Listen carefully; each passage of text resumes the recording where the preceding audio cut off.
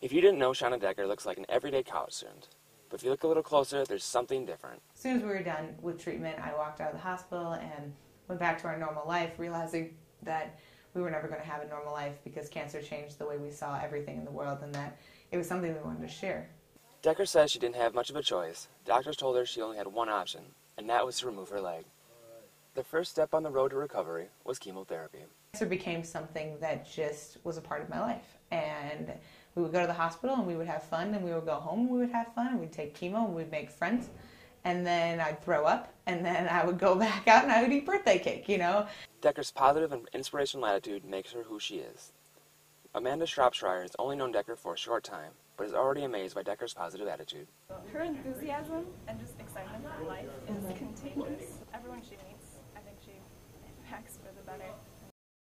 Not only has Decker lost her leg, but at that time she was only one of 15 from the Mayo Clinic that has undergone this procedure. So when they did the surgery, the tumor was here. They cut above the tumor and below my knee.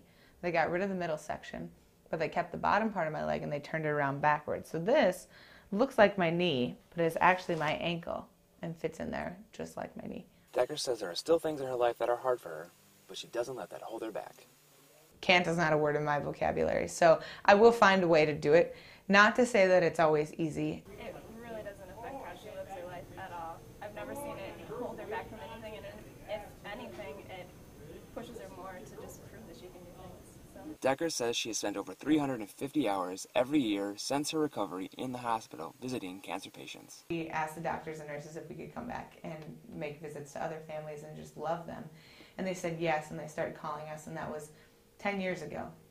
2 years ago, Decker and her family helped start up a support group for families of childhood cancer. And the purpose of Brighter Tomorrows, the name of the support group, is just so we can learn love. Even though cancer has followed Decker all of her life, Decker says she would never take anything back. If everything I've ever done and everything I've ever experienced is worth it so that I could spend hours in hospital rooms with little girls who were just diagnosed with cancer, I wouldn't give anything back.